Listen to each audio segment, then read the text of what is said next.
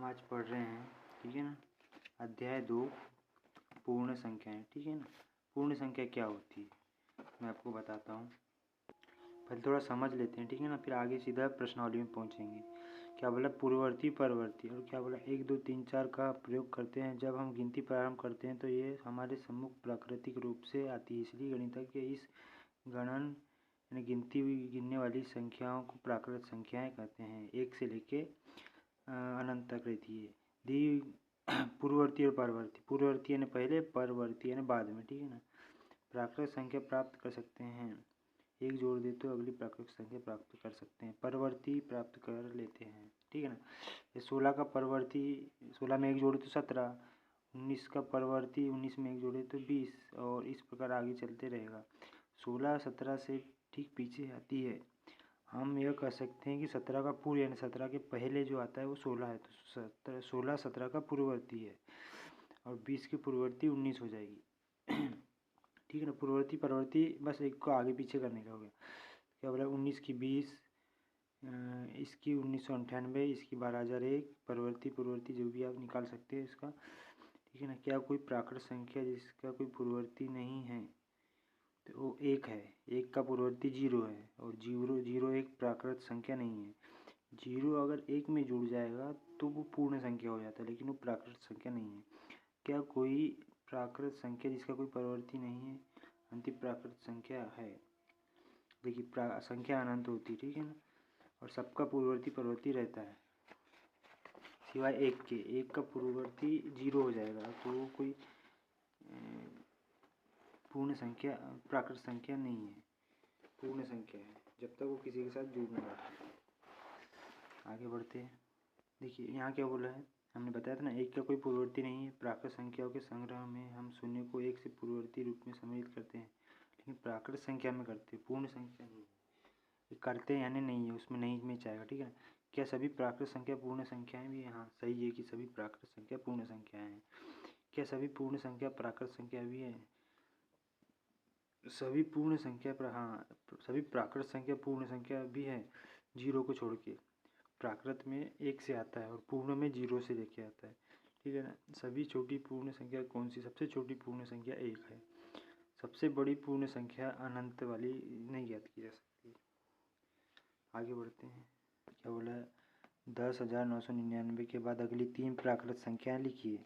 ठीक है ना, तो अपन लिखेंगे, ठीक है ना, अगली 3, अगली यानी आने वाली सामने, तो हम देखिए 1900 के बाद 3 प्राकृत संख्याएं लिखिए। तो इसके बाद क्या आ जाएगा, 1 जोड़ेंगे इसमें, 999 प्लस 1 क्या हो जाएगी, ये 11, सॉरी है 11,000। ठीक है, ये 11,000 है, ओके। वैसे इसमें भी अपन फिर 11,000 में हम 1 जोड़ेंगे तो 11,001, 11,001 में फिर 1 जोड़ेंगे तो 11,002। ये हो गई इसकी अगली प्राकृत संख्या। ठीक है ना, अब आगे बढ़ते हैं सेकंड क्वेश्चन। 1001 से ठीक पहले आने वाली 3 पूर्ण संख्या लिखिए। ठीक है ना, तो आगे दूसरे का लिखते हैं अपन। आप ऐसे माइनस करके भी लिख सकते हो, डायरेक्ट भी लिख सकते हो, अगर आपको पता है। आप कैसा लिखोगे, 1001 की पहले वाली 10,001 है, 10,001 के पहले क्या आएगा,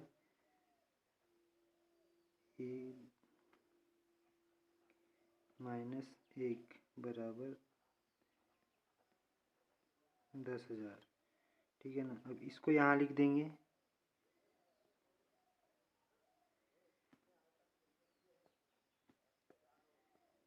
नौ 9,999। अब इसको यहाँ लिख देंगे,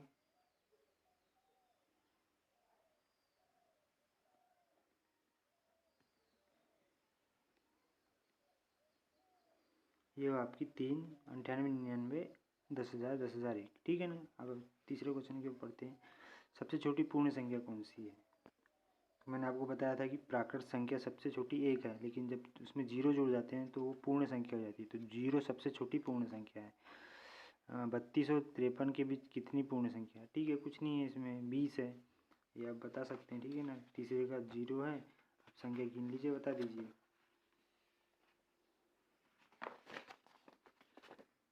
देखिए 32 और 53 के बीच कितनी पूर्ण संख्या है, तो लिखिए 32 से गिन लीजिए आप, आंसर आ जाएगा आपका। ठीक है ना, 32 से लेके 53 के बीच कितनी संख्या आती है आप देख लीजिए और लिख लीजिए। तो कितनी आती है? 20। ठीक है ना, 32, 33, 34 अब लिख सकते हैं। आपको बताता हूँ मैं क्या इसका हो गया। ठीक है ना, ये क्या है? 32 से 53, तो इसमें क्या बोला है? 32 के बाद 33 से लेंगे हम, 32 तो पहले से, इसके बीच की संख्या बोला, तो 32 से लेके 52 तक, 32 से लेके 52 तक कितनी संख्या होगी गिन सकते हैं, वो आपका आंसर आएगा 20। ठीक है, चलो आगे लेते हैं, 5वां क्वेश्चन देखते हैं। परवर्ती लिखिए, परवर्ती मतलब आगे की संख्या, इसको ऐसे लिखता हूँ मैं, आगे। परवर्ती मतलब आगे की, यानी आप किसी संख्या में एक जोड़ेंगे तो उसका परवर्ती निकल जाएगा। ठीक है ना, ये नोट है, इसको मत लिखना। देखिए 24, 40, 701 का परवर्ती, तो इसका हो जाएगा 701 से 702। 24, 40, 702, पहले का परवर्ती 702, दूसरे का हो जाएगा, यहाँ एक जोड़ेंगे तो यहाँ 10, 0 0 200 हो जाएगा।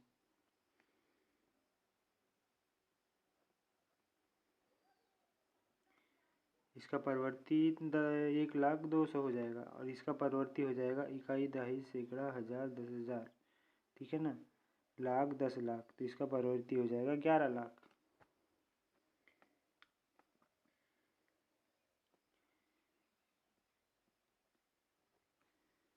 ठीक है ना, अब देखते हैं इसका परवर्ती, यहाँ पे कुछ नहीं, एक लिख रहे हैं हम, ये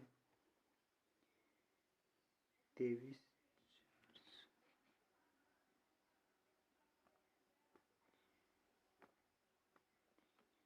आप इसको संक्षिप्त में भी लिख सकते हैं, इसको लिखना, उसके बाद +1 करके इसको लिख देना। ठीक है ना,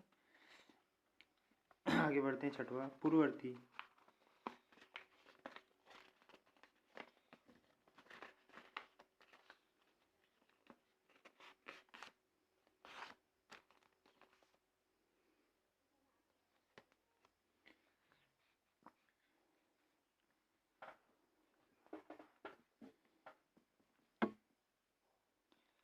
ठीक है ना, आगे बढ़ते हैं, पूर्ववर्ती पहले की, 94 का पूर्ववर्ती क्या हो जाएगा? 93, या फिर आप ऐसा भी लिख सकते हैं, 94 - 1 बराबर 93। ठीक है ना, अब इसका क्या 10,000 है, तो इसका हो जाएगा 9,999। ठीक है ना, इसका 20,000, 2,08,090 है, तो इसका 89 हो जाएगा।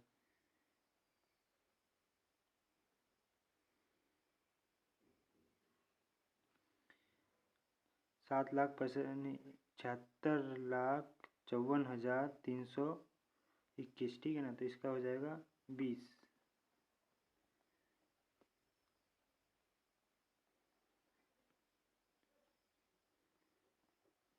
ठीक है, अब आगे बढ़ते 7वां, निम्नलिखित संख्याओं में युग्मों में से संख्या रेखा कौन सी पूर्ण संख्या अन्य संख्या के बाईं ओर स्थित है, इसके बीच में उपयुक्त चिन्ह का प्रयोग करते हुए उसे लिखिए। ठीक है, आगे बढ़ते हैं। 7वां क्या बोला है? कौन सी प्राकृत संख्या संख्या के बाईं ओर है? ठीक है ना, क्या कौन सी प्राकृत संख्या के बाईं ओर है, तो अपन लिखते हैं। ठीक है, ये देखिए 503 530 के बाईं ओर। ठीक है ना, ये छोटी है, बड़ी है। ठीक है ना, तो हम क्या बोलेंगे पहले कि बाईं ओर की संख्या लेंगे, इसके बाईं ओर है, हमारा बाईं ओर ये हो जाएगा, इसका बाईं ओर ये हो जाएगा। ठीक है ना, तो बाईं ओर 503 है, तो हम ये चिन्ह लगाएंगे, 530 बड़ा है। देखिए इसमें हो जाएगा 307 370 के बाईं ओर है, बी। सी में भी हो जाएगा, देखिए इकाई, दहाई, सैकड़ा, हज़ार, 10,000, 98,765, 56,790 के बाईं ओर है। नहीं 56,790 98 के बाई ओर है, ठीक है ना। ये हो गया, लास्ट भी वैसी होगा, बस ऐसे ही लिखना है आपको कि इकाई, दहाई, सैकड़ा, हज़ार, 10,000, लाख, 10,00,000, 98,00,000, 30,415, 1,23,001 के बाईं ओर है, ठीक है। आठवीं तरफ चलते हैं। निम्नलिखित में से कौन सा कथन सत्य और असत्य है? ये तो आप बता ही सकते हैं, इजी है। देखिए, शून्य सबसे छोटी प्राकृत संख्या है, नहीं है, ये पूर्ण संख्या है, तो इसको हम असत्य कर देते हैं, ठीक है। 400 संख्या 300 की पूर्ववर्ती है, 400 300 की का पूर्ववर्ती है, नहीं है, क्योंकि 400 399 के बाद आता है, तो ये असत्य है। क्या बोला? शून्य सबसे छोटी पूर्ण संख्या है, तो क्या बताया? प्राकृत संख्या 1 से स्टार्ट होती है और पूर्ण संख्या 0 से, तो ये सत्य है। डी, 600 संख्या 599 का परवर्ती है, हाँ ये भी सत्य है, परवर्ती ने बात की, ठीक है ना, डी सत्य है। आप क्या बोला है? ABCD हो गया। सभी प्राकृत संख्याएं पूर्ण संख्याएं हैं, क्या बोला है? सभी प्राकृत संख्याएं पूर्ण संख्याएं हैं, तो वो सही है, ठीक है।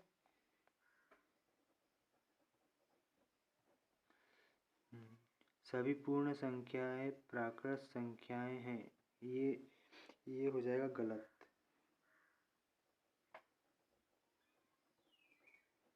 क्योंकि जीरो जो है, जीरो प्राकृत संख्या नहीं है, ठीक है, तो वो उसमें आता नहीं है, इसलिए सभी पूर्ण संख्या प्राकृत संख्या नहीं है।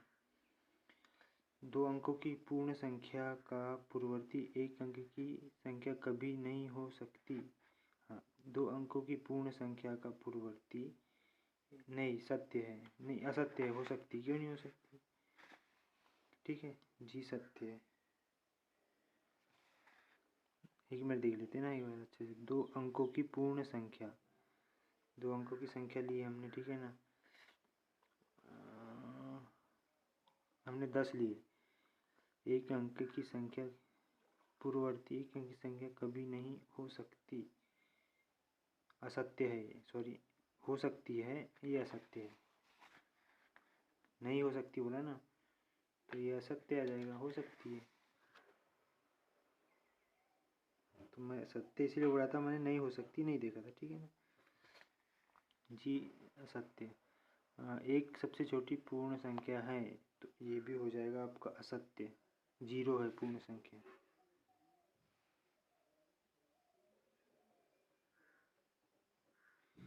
आई में चलते हैं। प्राकृत संख्या 1 का कोई पूर्ववर्ती नहीं होता, सही है, नहीं होता।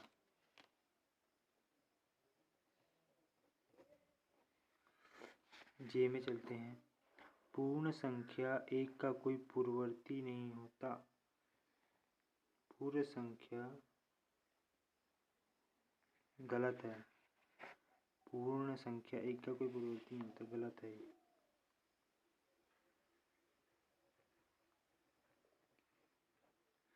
अब चलते हैं के, ठीक है ना। पूर्ण संख्या 13 संख्याओं 11 और 12 के बीच की में स्थित है, ये तो आप सीधे बता सकते हो यार, गलत है ये।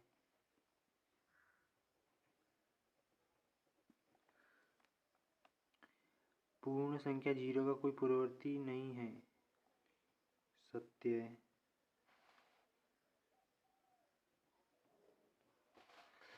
दो अंकों की संख्या का परवर्ती यानी बाद में सदैव 2 अंकों की एक संख्या होती है, ऐसा तो नहीं है, 99 का 100 हो जाती 3, तो ये हो जाएगा असत्य, ठीक है ना। एक बार देख लीजिए, ABCDEFGHIJKLMNOP QRST, जी हो जाएगा। Okay, bye, good night.